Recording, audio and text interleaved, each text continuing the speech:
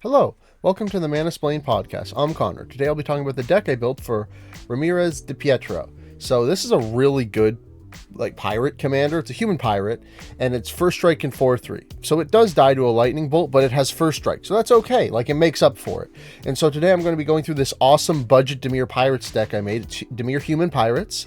It's very budget. Every card's under 50 cents, but they're all amazing. So don't forget to like, subscribe, and comment if you want to see more of these busted, table-ruining, ridiculously powerful Dimir decks in the future. So for the deck breakdown, 30 theme cards. There's a lot of human pirates in the Dimir colors, and they're all awesome. 10 sub-theme cards. I'll get to that later. 3 synergy, 3 protection. You're going to need quite a few protection spells because people are going to want to remove Ramirez on site because, oh my god, he's so powerful. We got 13 draw, 12 ramp, 12 removal, 1 board wipe, and 36 lands.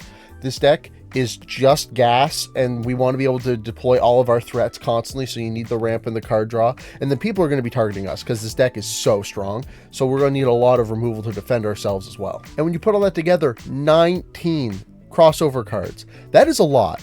Usually I'm shooting for at least 10. This is basically double that, which is super crazy. So all of our really amazing pirates are going to be even extra value when we draw them. It's awesome. So the theme is a bunch of human pirates, and I put them in alphabetical order because, you know what, why not? To start off, we have Azure Fleet Admiral. So when it enters the battlefield, it gives you the Monarch, which is awesome card draw. And then it can't be blocked by creatures the Monarch controls, so it can steal the Monarch back. It's such a great card. That's such good card draw all the time. And Monarch is one of my favorite commander mechanics. My favorite way to play commander is Monarch in the middle. That way people are more incentivized to attack each other. It makes games go a little quicker. It's really fun. And then Captain of Umbar, pay 1 mana to loot. That is always worth it. On a 3 mana 2/3 body, that is insane value. And then Corsair Captain, when it enters, it makes a treasure token. So it's really a 2/2 for 2 because you get 1 of the mana back, and it's a Lord. That is insane. It's a 2/2 for 2 that gives you all of your other pirates +1/+1. That's actually crazy. So Crafty Cut Purse is pretty neat because if someone goes to play a bunch of tokens, you get them instead. So someone drops an Avenger of Zendikar, or someone plays an Arachnogenesis or an Ink Shield, what's another good one? A Dockside. You can just steal them all, which is kind of crazy. It's only 4 mana, so let 4 mana steal someone's Dockside trigger. That's super great value. Daring Saboteur, whenever it deals combat damage to a player, you can draw a card, and then if you do, discard a card, so it's a loot effect. And you can pay 3 mana to loot. You'll always do that every time. Such a good mana sink. And then Deadeye Brawler, it has Ascend from the Ixalan set, so if you control 10 or more permanents, you have the City's Blessing for the rest of the game. And it deals combat damage to a player, well, as long as you have the City's Blessing, you draw a card. And it's Death Touch, so people are less likely to block it. All these cards, again, so much value. Some more sick, nasty Deadeye Pirates. Deadeye Plunderers gets +1/+1 for each artifact you control, and you can spend 4 mana to make a treasure token. So that's just, 4 mana to get 1 mana back. Do that every day of the week. Deadeye Quartermaster, when it enters the battlefield, you get to find an equipment or vehicle card and put that into your hand, so it tutors for one of your pirate ships or one of your pirate equipment, which is pretty great. 4 mana 2/2, again, not even bad stats. And then we have Deadeye Rig Hauler, which has the raid mechanic. So raid mechanic works as if you've attacked this turn. And for Deadeye Rig Hauler, it bounces a creature back to its owner's hand, which is great. That's great removal on a 4 mana 3/2 body. That's great. For the next couple pirates here, we got Deadeye Tormentor, which has raid and opponent discards a card, which is fantastic. Good, a little bit of hand hate right there. Deadeye Tracker, you can pay 2 and tap it to exile 2 target cards from an opponent's graveyard, and then it explores. And exploring is you reveal the top card of your library. If it's a land, it goes to hand, and if it's not, you can either leave it on top or put it into the graveyard, and then Deadeye Tracker will get a 1/1 counter, which is awesome. And then the last one here, we have Direfleet Interloper, which has Menace, and when it enters the battlefield, it explores. A little bit more exploring there. Exploring is honestly pretty great. It's a better version of Surveil because it can draw you the lands even though you have to reveal the card. Fathom Fleet Captain is the next pirate, and it's a token maker, and it's a pretty good token maker because whenever it attacks, you may pay 2, and then you get to make a 2/2 with Menace, which is great. That's honestly 2 mana for a 2/2 with Menace. That's honestly not bad. Hostage Taker, you get to exile something from the board, and then you can cast it. And you can use mana of any type, so say you're playing against someone's mono-green big stompy deck. You can steal one of their creatures, and then you can cast it later on, which is very nice. And then Kitesail Freebooter will exile a card from an opponent's hand. until Kitesail Freebird leaves the battlefield, so a little bit more hand hate. So because we have so much attacking in this deck, Merchant Raiders can help us get in on damage. So whenever Merchant Raiders or another pirate ETBs, we get to tap down an opponent's creature, and it doesn't untap as long as we control Merchant Raiders.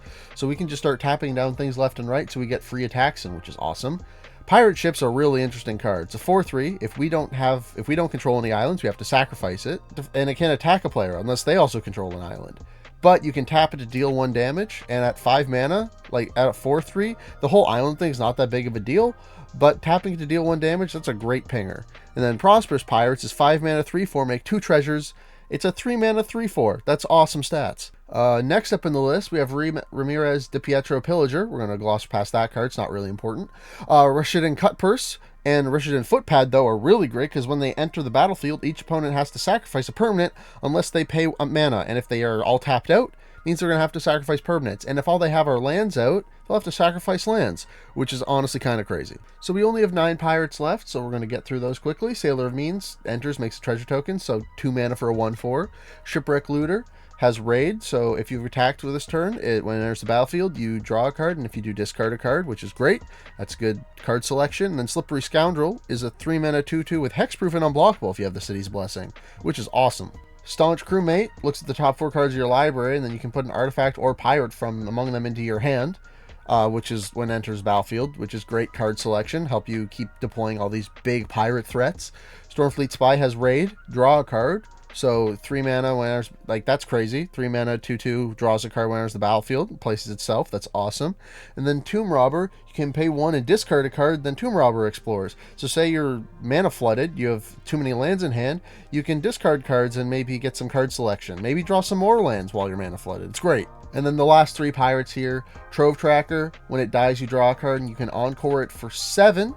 And that means you'll make a token copy that's attacking each of your, as haste that attacks each of your opponents, which at that point it's 3 mana, 2/2 dies when you draw a card, and then 7 mana, 3 2/2s, draw 3 cards when they die, which is honestly kind of amazing. Like that's such great value, recursive value. And then Warkite Marauder, when it attacks, target creature defending player controls loses all abilities and becomes a 0/1. So if they have a pesky flying blocker, or they have a pesky like death touch blocker, you can get around that by just making them a 0/1. And then Waylay Pirates, when it enters the battlefield, if you control an artifact, tap target artifact creature an opponent controls and put a stun counter on it. So you can tap down someone's commander, put a stun counter on it so it won't untap during their next untap step. Say someone has a big threatening aggro creature, you can stun that for a turn, which is awesome. So because we have this like crazy aggro, super awesome Dimir Pirates deck, and we're going to be attacking a lot, we want some cards that help when we attack, maybe get some more threats out there, stuff like that. So that's what the sub-theme's about. So to start off the sub-theme, we have some auras here.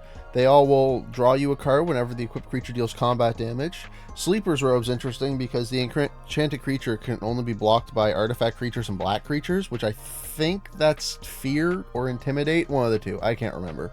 And then Combat Research is also pretty interesting because it can give our commander +1/+1 and ward, which that's pretty nice, honestly. It gets our commander outside of lightning bolt range, which that's a combo right there. And then Curiosity is awesome because if we put it on our pirate ship taps to deal 1 damage to target player, and Curiosity doesn't say combat damage, it just says damage, kind of like Nicol Bolas.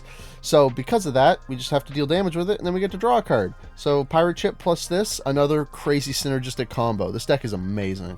Got some more awesome combo pieces here. Pirate Hat. Equips on our commander, could equip on our commander, get out of lightning bolt range again. That is awesome. It also lets you loot whenever the creature attacks. Doesn't even have to connect, and that's insane. So you could attack with like a 1/1, it's going to die anyways, and it's a pirate, so you only have to pay 1 to equip it. So it's like 1 mana to loot. That's awesome. That's so good. And then Prying Blade, Goldvein Pick, they both make treasures when the equipped creature deals combat damage to a player, which is just insane ramp. And then Arm Mounted Anchor, you got an arm cannon anchor thing, gives the creature +2/+2 and menace. I mean, look at that. Of course it's menacing. It's a giant arm mounted anchor cannon.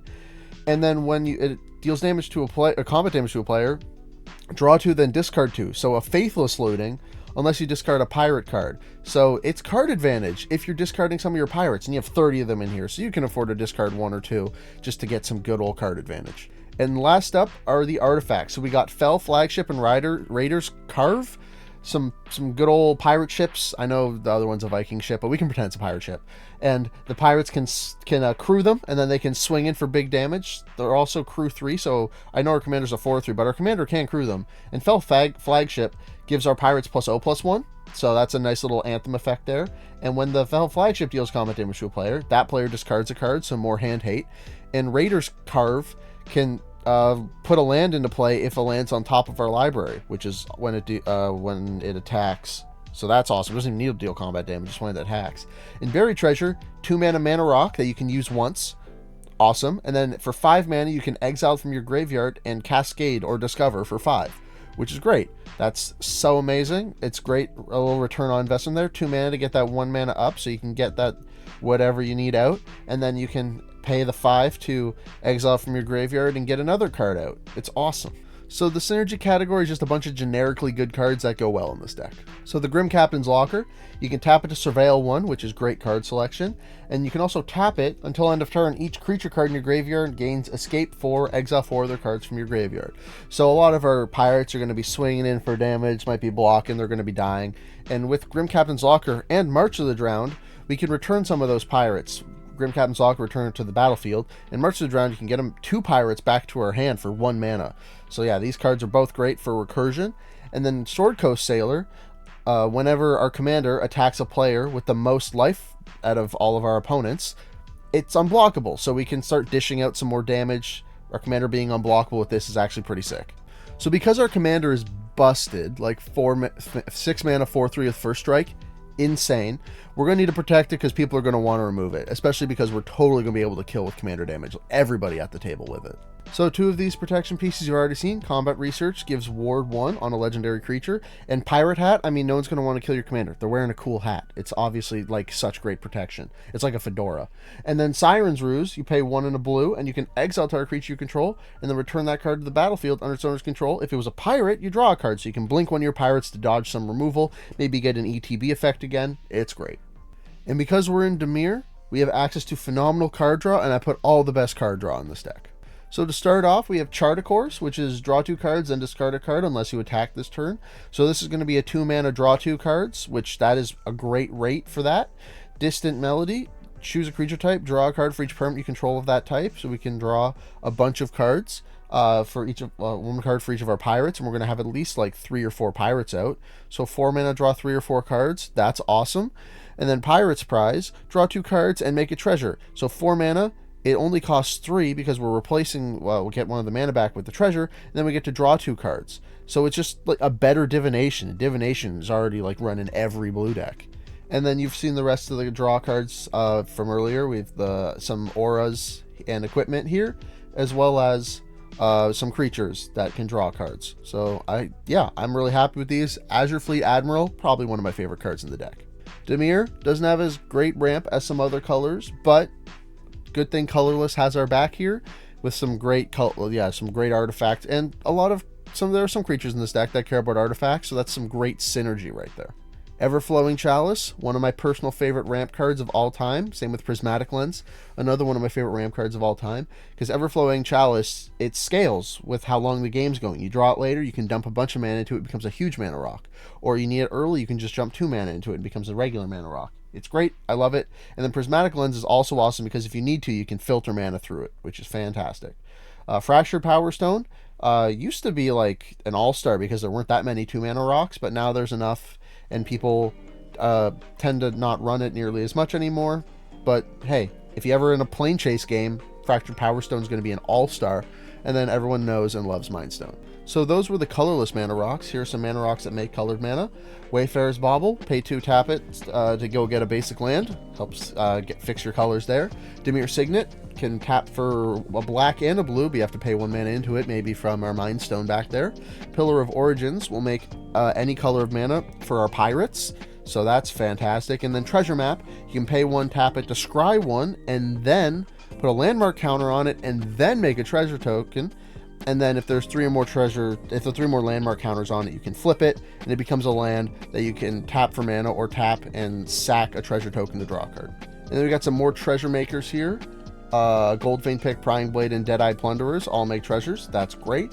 And then Rider's Carve can help get lands off the top of our library and onto the battlefield. So as you can see, this deck is really strong. We're going to be swinging out tons of damage every turn at everybody. Probably kill everybody by turn 7. Like, it's going to be nuts. And so because of that, we need to protect all of our pieces, and we need to stop stuff coming at us. So that's why we have enough removal in the deck to be able to deal with all of the crazy issues that our opponents are going to be throwing at us, because we're going to be arch enemy with this deck. So for the black removal here, we got Doomblade, Power Word Kill, and Walk the Plank. All great black removal spells, all 2 mana. Walk the Plank, one of my personal favorites, because it destroys everything that's not a merfolk, which is honestly amazing.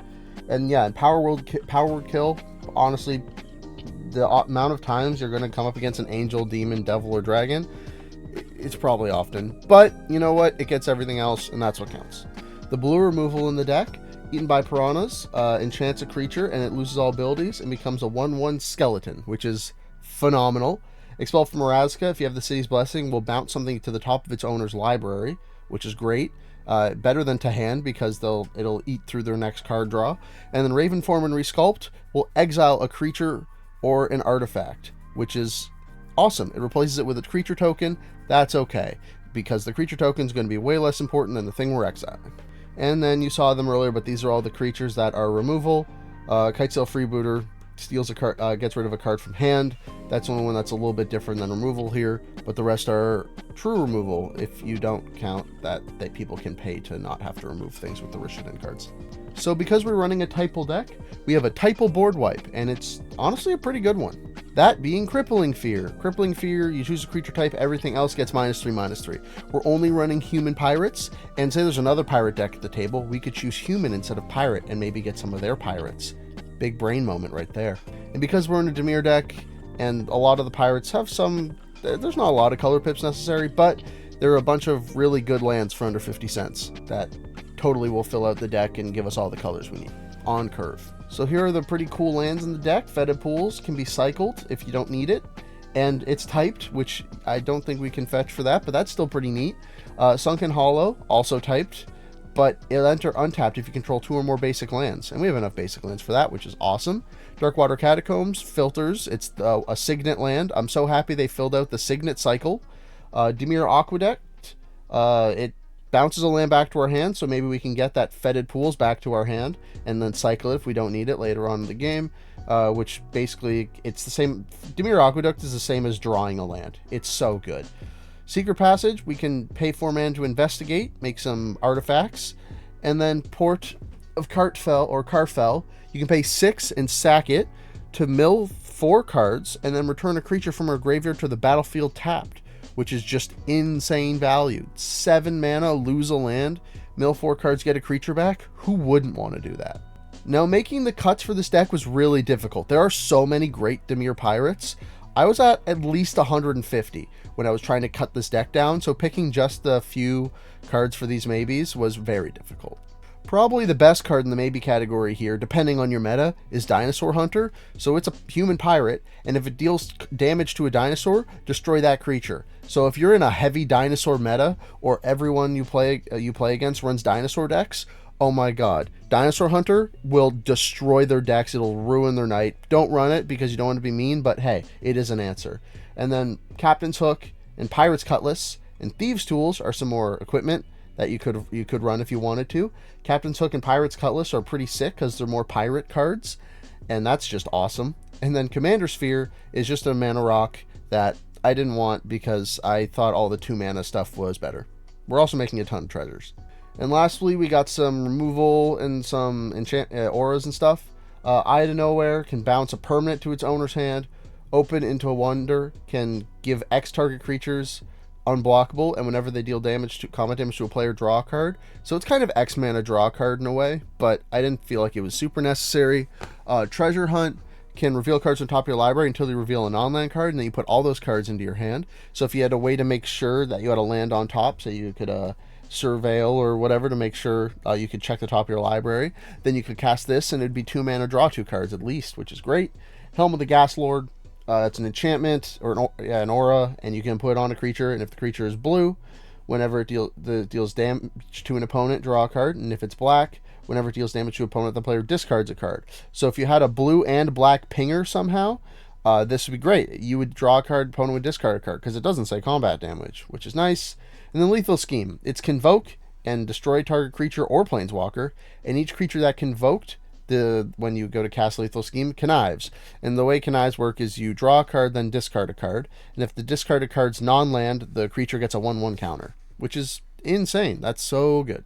So what do you think of this totally not terrible, really good budget Pirates deck? It's like $40 or something. I don't know. It's really cheap. It's very synergistic and totally not garbage. These are all my socials. Twitter's when I post when these sick, nasty deck lists go live. I'm going to figure out what I'm going to do on TikTok and Reddit at some point. And then Architect and Moxfield are where all my amazing CDH quality deck lists live. So thanks for watching. And as always, get building, splainers. All right, that is so